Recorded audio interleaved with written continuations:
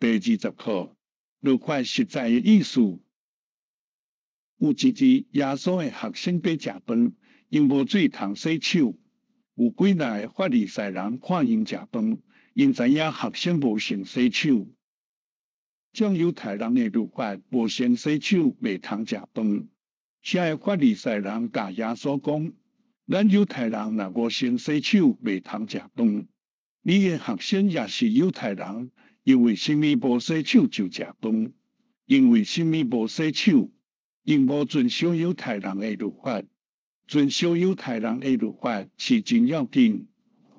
耶稣答应讲：我的学生无洗手食饭是无要紧，较要紧是遵守律法实在的意思。恁无遵守律法实在的意思，恁无爱遵守律法实在的意思，恁洗恁的手，无洗恁的心，恁的心垃圾。入人的嘴的食物袂互人垃圾，对嘴所讲的话会互人垃圾。人的心若垃圾，人所讲的话也垃圾。总是入人的嘴的食物袂互人垃圾。恁受遵守律法是要紧，总是遵守律法实在的意思是较要紧。恁是亲像一个人洗后仔的外面，无洗内面。洗后仔的外面无洗内面是无路用。内面若无清气，食物也无清气。只有洗外面无路用。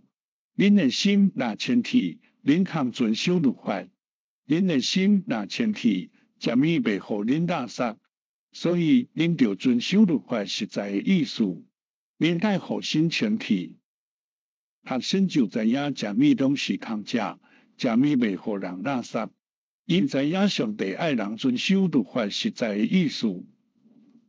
看马可第7章第1节到第23节。